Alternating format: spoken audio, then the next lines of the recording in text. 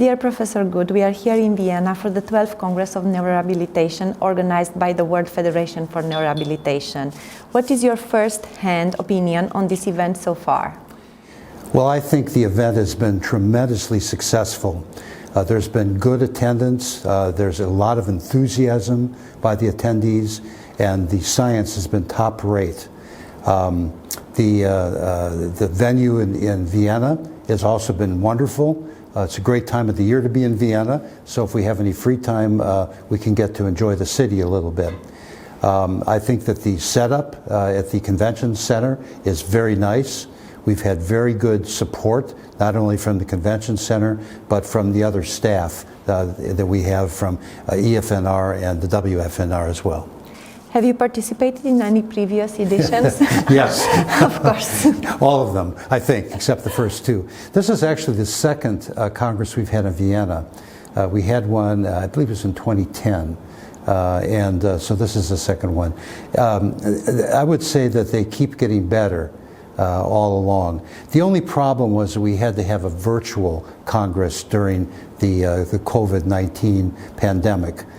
It was supposed to be in Lyon, France, and we unfortunately had to have a virtual meeting. But it went fairly well, and we were able to put it all online.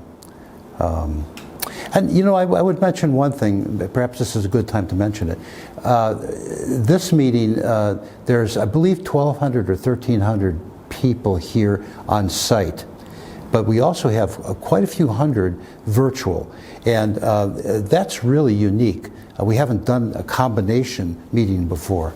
And the reason that's important is there are many people who either can't come to Vienna or can't afford to come to Vienna. One of our goals with WFNR is to encourage neurorehabilitation in low and middle income countries. And many people from those countries can't come in person because of the cost. So having a virtual Congress is also very helpful for them. What is the overarching theme of this year's Congress from your point of view? Well, I think there are several. One is the continuing importance of technology in neurorehab. We have an outstanding exhibitors area where there's a great deal of excitement and all sorts of devices and technology, not only computer-based but physical-based technology as well, to assist movement, for example. So that's certainly very important. Another important feature are the plenary sessions. For example, the opening plenary session was a Michael Barnes lecture, and it was absolutely outstanding. The room was full, the lecture was great, and there are ongoing plenary sessions that the speakers have been very carefully chosen. So that's another highlight, I think, of the meeting. The other thing that's important is the emphasis on the young members. One of our goals this year was to have a focus on what we call young WFNR. They don't have to be really young, but they should be less than 10 years in either research or practice of neurorehabilitation.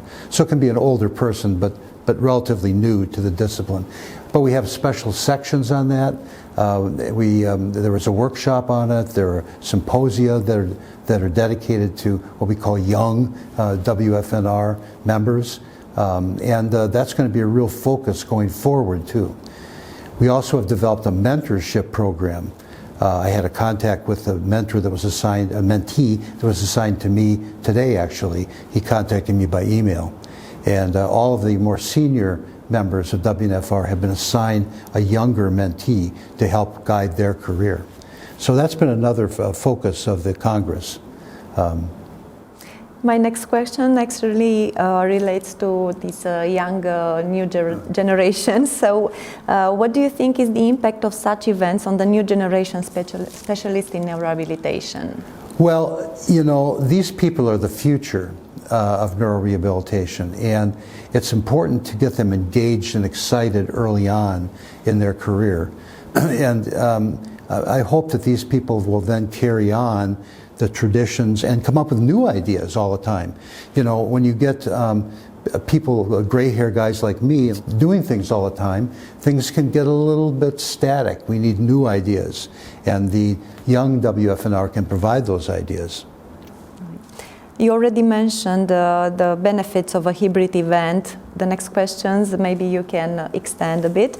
From your perspective, what is the role of hybrid multidisciplinary events in developing neurorehabilitation research and practice? And what similar avenues are worth exploring? That's a good question. The WFNR is a multidisciplinary organization. We accept everybody as members who are interested in neurorehabilitation, whether they're medical people or physiotherapists or occupational therapists or speech therapists. Everybody's invited to be a member, and they are. Over the time that I've been in neurorehabilitation, I've seen a tremendous amount of multidisciplinary research. Way back a long time ago, it was only the medics, the MDs that were doing the research, and now everybody's involved in research, and it usually is multidisciplinary, people working together on a project. Just for example, I've seen a tremendous growth in the number of PhD physiotherapists, for example, who are very active in research, working often with medics and other people as well. Bioengineers, there's tremendous research going on with bioengineering. So yes, all of these things are very important, and they'll continue to develop. A lot of it depends on the individual people and the interests they have, and it's important for people to link up with other people with similar ideas, especially with different disciplines. That makes the research stronger. What are the main challenges in motor recovery after a stroke? Yes, that's another very good question. It depends whether you have a positive attitude about that or a negative attitude. One of the problems that we have with motor recovery is many people who've had a stroke have destruction of the main motor tracts from the motor cortex down to the spinal cord. If those tracts are completely destroyed, we call it the cortical spinal tract, then the chances of recovery are somewhat limited because those tracts don't regenerate by themselves. If there's only partial damage, then we can train other areas to be able to help not regrow those tracts, but to make them more efficient. I think one of the hopes is that we can bypass some of those things. For example, some of the technology that we have now, for example, the brain-computer interface, people can think about a movement and have a robotic device make the movement. So essentially you bypass the neural pathways that are destroyed and you provide an alternate way for the person to move. And I think that's really exciting for the future. And there are some other things besides the what we call the brain-computer interface. I'm hopeful, but I don't know that we're ever going to be able to regenerate the neural pathways if they're completely destroyed. We have to find other ways around that.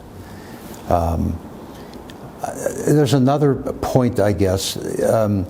If you have a person who doesn't have complete destruction of the pathways and has some residual function, then it's very important that they have training programs like physiotherapy programs. And while those are available in developed countries, they aren't available all the time in a developing world. For example, if you look at Africa, I've seen the figures showing that the number of physiotherapists per 100,000 population is extremely small compared to the developed countries. And so we have to really work in those parts of the world to get more training for physiotherapists, occupational therapists, so they can help the people that have a hope of recovery with rehab. That's another point I would make. It's another challenge for motor recovery. Thank you very much for accepting our invitation and for sharing a bit of your experience in neurorehabilitation and in the history of this Congress. It's my pleasure, and thank you very much for inviting me. Thank you.